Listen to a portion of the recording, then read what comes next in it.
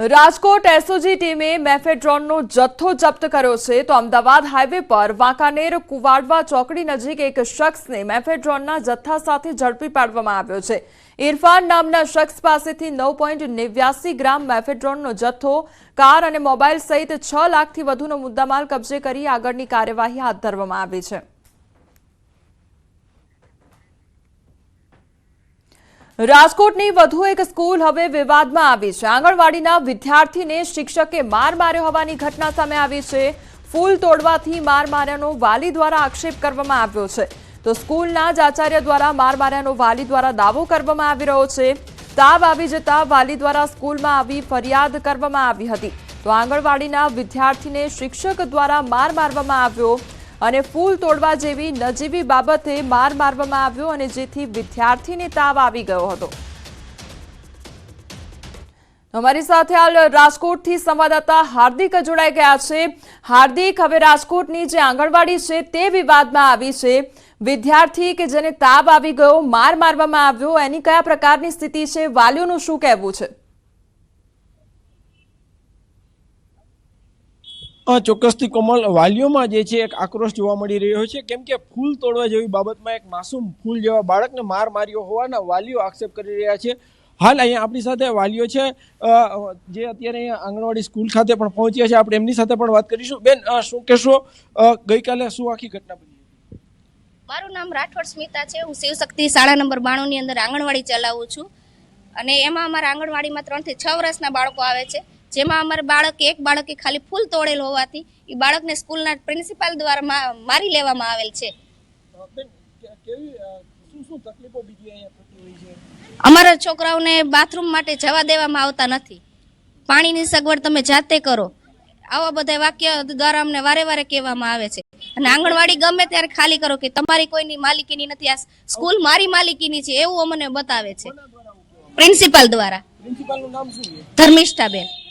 ચોક્કસથી અહીંયા અન્ય વાલીઓ છે, આપણે એમની સાથે પણ વાત કરીશું। બેન, શું કહેશો, ગઈકાલે આખી ઘટના બની હતી, વાલીઓમાં કેવો રોષ? વાલીઓ તો કઈ વાંધો નથી, રોષ કેવો છે આખી ઘટનાથી? દુઃખ કેવું થાય છે? બહુ હેરાન કરે છે છોકરાઓને ને બધીને। 5 મિનિટ નાના છોકરા તો બેસવું તો પડે ને, આપણે છોકરાને મૂકવા આવ્યા હોય તો ઘા ભેગા મૂકીને કે તમે મૂકીને આવ્યા તો ઘા ભેગા હોય જાય, એમ તો ના છોકરું બેઠે, એના હિસાબે આ તકલીફ અમારી પડે છે।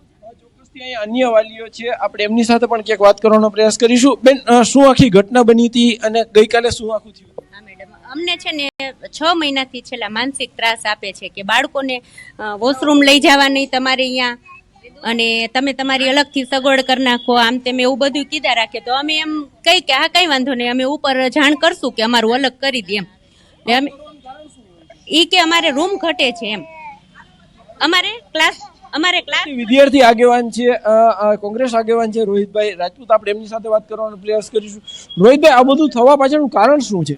ગઈકાલે મને એક વાલીની રજૂઆત મળી કે મારા બાળકને માર મારવામાં આવ્યો છે, એટલે મેં આંગણવાડીના સંચાલકો સાથે સંપર્ક કર્યો। એમને કીધું છે કે રોહિતભાઈ, જે આ શાળા નંબર 92 છે મહાનગરપાલિકા સંચાલિત, એને અંદર પટાંગણમાં આવેલી જે આંગણવાડી છે તે પ્રિન્સિપાલને પસંદ નથી, અન્ય જગ્યાએ ટ્રાન્સફર કરવા માટે એન કેન પ્રકારે ત્રાસ આપવામાં આવે છે।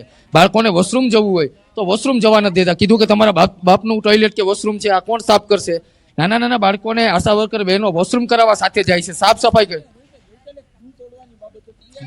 ગઈકાલે જે બાબત આવી છે, એક વાલજી નામના વિદ્યાર્થીને ફૂલ તોડવા બાબતે પ્રિન્સિપાલ આંગણવાડીની અંદર આવી ખુરશીઓ પછાડે, વિદ્યાર્થીને માર મારે, એટલે ગઈકાલે અડધા બાળકો રોવા માંડ્યા હતા, આજે અડધા બાળકો આવ્યા નથી। ગઈકાલે જે બાળકને માર મારવામાં આવ્યો એ બાળકને ગઈકાલે તાવે આવી ગયો હતો અને આજે આંગણવાડી નથી, એટલે ક્યાંક ને ક્યાંક નાના 3 થી 4 વર્ષના બાળકોની માનસિક અસર ઉપર ખૂબ જ ગંભીર અસર વર્તાઈ હોય, એમના સર્વાંગી વિકાસ કઈ રીતના થાય? આવા 3 વર્ષના નાના બાળકો ઉપર પ્રિન્સિપાલનો આવો કહે વ્યાજબી નથી। આ બાબતે અમે શાસન અધિકારીને રજૂઆત કરવાના છે। બાળકો છે અહીંયા સ્કૂલે આવતા હોય છે, પરંતુ ક્યાંક ને ક્યાંક તે જે છે તેમને તકલીફ પડી રહી છે, એમને લઈને ક્યાંક વાલીઓમાં રોષ છે। જે કોંગ્રેસી આગેવાન છે એમને પણ ક્યાંક આ બાબતની ગઈકાલે માહિતી મળી હતી, તો કહી શકાય કે ફૂલ જેવી બાબતમાં એક માસૂમ ફૂલ ઉપર અત્યાચાર ગુજારવો તે કેટલે અંશે યોગ્ય, તે પણ એક અહીં સૌથી મોટો સવાલ છે। જી કોમલ। જી હાર્દિક, સમગ્ર માહિતી બદલ આપનો આભાર।